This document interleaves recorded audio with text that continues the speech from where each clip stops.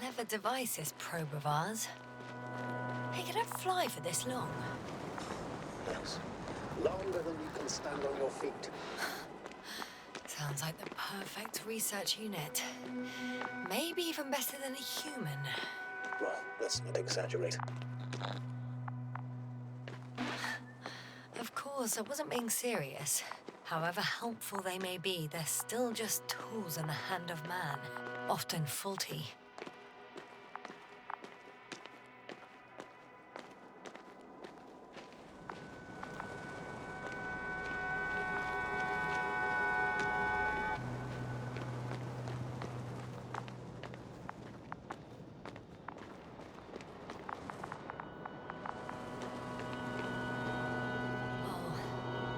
We have a problem. Something serious? I already mentioned the faulty machines, right? Well, the route determined by the algorithm goes over a chasm. I can repeat the command. No. We'll go around. Unfortunately, this is an outdated model. Such mistakes are inevitable. But the perception module itself has already been greatly improved.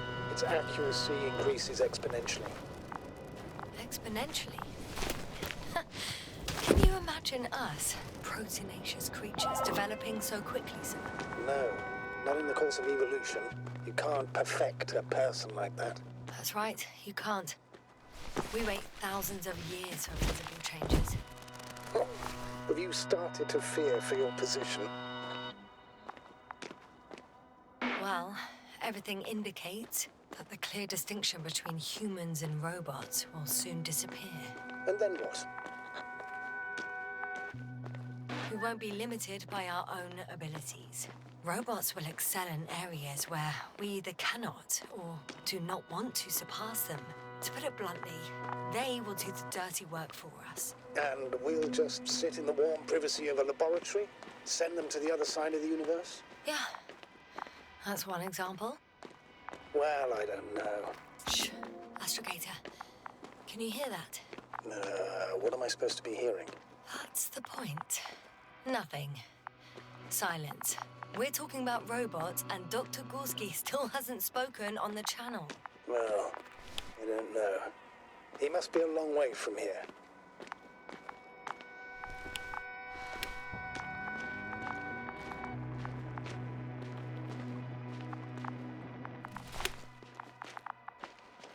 These bushes are kind of weird. You better stay away, Doctor. I'd like a brief description.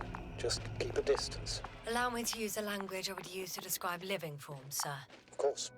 So they look like pituitary, brush-like formations. They're high, more or less, from 1 to several meters. They grow out of cracks in the bare rock. They can be singular, though in some locations they create a uniform thicket that covers the walls of the ravine in a rusty brush-like layer. That's how it looks, to put it briefly. Would you also venture to guess their significance? Some function, purpose? Staying on the topic of biological analogies, which in itself is already a major scientific distortion.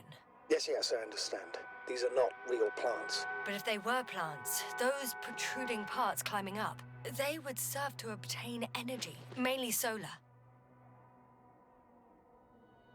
Astrogator, Gorski's not here. I'm afraid he continued to explore. And if he went where I think he did, he might have lost contact with the camp as well as Dragonfly. Yes, and we will most likely lose contact too. Possibly. Well, there's only one way to be certain.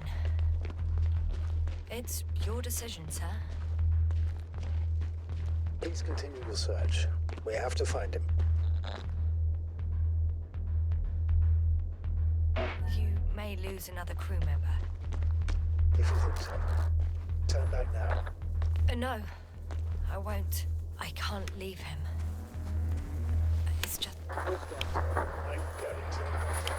The line's breaking up, but I understood. I'll let you know, sir, when I come out of the tunnel.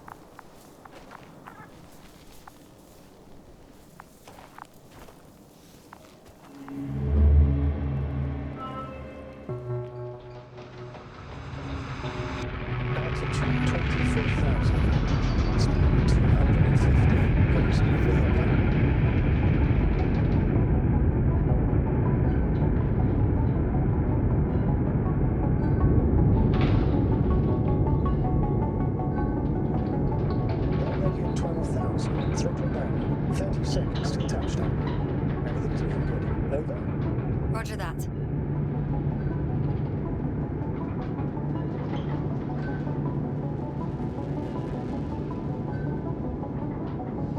Altitude 5,000. Ignition 10%. I record data dropout, but otherwise still looking good. Entering final descent. British conditions. Copy. Entering final.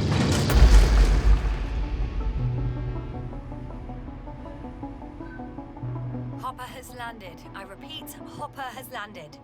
Astrogator, can you hear me? Loud and clear. Any side effects? Landing wasn't too hard on you? All good. Spine still in one piece. No signs of overstrain.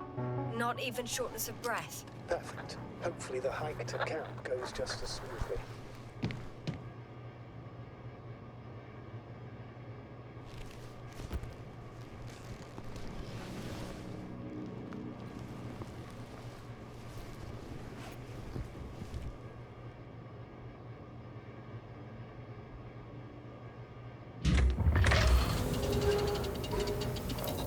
I'm going outside.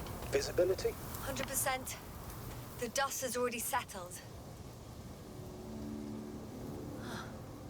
I've located the second lander. Sir, something's wrong. What is it? The hatch is half open. Did they report hydraulics failure? How should I know? You were the last person in contact with the crew, Doctor. Right. I'm inside. And? How is it?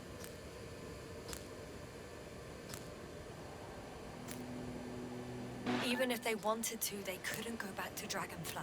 Their lander looks damaged, to put it mildly. Or more accurately, it seems like a storm has passed through it. Understood. I mean, I don't understand how it happened. But that means... Hopper is the only vehicle that can take us home. Affirmative. Right. Well, then we can't afford another mistake. I'm taking the lander into orbit. I'll send it directly to the camp as soon as we find a suitable landing zone.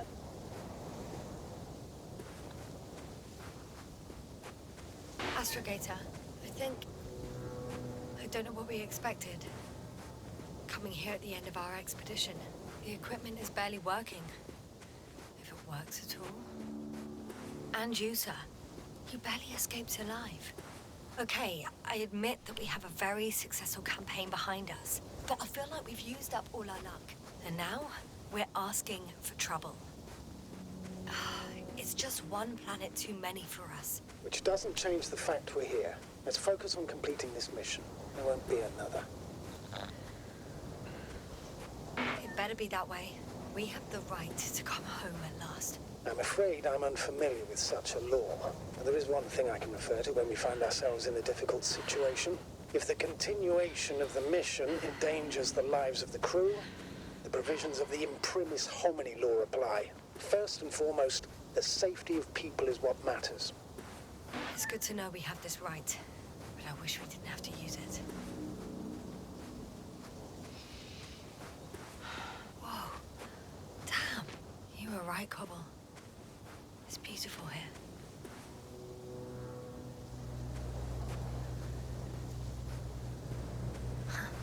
They stopped for a break. How do you know? Are there any signs of the crew? I found a cigarette butt and a pack. Someone was smoking here. So, they didn't give a damn about the regulations. Disrupting the ecosystem. That's not the point. I understand you want to minimize the effects of our interference here, Doctor, but the mission's safety is at stake. I don't think I have to explain to you the dangers of igniting a dusty atmosphere. Preserving the integrity of Regis 3's already extinct ecosystem is not a priority in this scenario. Negligible, actually. Regis 3 is an alien planet, Astrogator. Extinct or not, we shouldn't act like we own the place. Because of this kind of attitude, the Anthropocene will become the fate of every planet we step foot on. Aren't you exaggerating, Doctor? I probably sound like a simple soldier, but I believe that if something is already dead, it can't be harmed, let alone killed. Excuse my interruption, sir. Can you please confirm that I'm on the correct route? Yes, I confirm. This rate will reach the camp within an hour. So, continuing. That's quite right. In the biological sense. You never know what you'll face on a mission. But will Will our knowledge prove sufficient to comprehend what's alien to us? Or will we ever begin to understand it? We could even accidentally kill it. Sounds like quite a far-reaching assumption, especially considering that between... This route may be faster, but it's not the easiest. Anyway, back to our conversation. At the far end of the known universe. Right. I got a bit carried away. But still, we shouldn't behave recklessly on the mission. On that we can agree, Doctor. Completely. What is this? Astrogator, I found a peculiar inorganic structure. It looks like some spiky metal growths. Artificial plants? Is spontaneous growth possible with this type of structure? I've never seen anything like this. I wish I had time to run some tests. When the situation is stabilized, we will take samples. I promise. I feel nauseous. Suddenly. Please don't push me. Been on the surface for just under half an hour. That's not it. I feel darkness.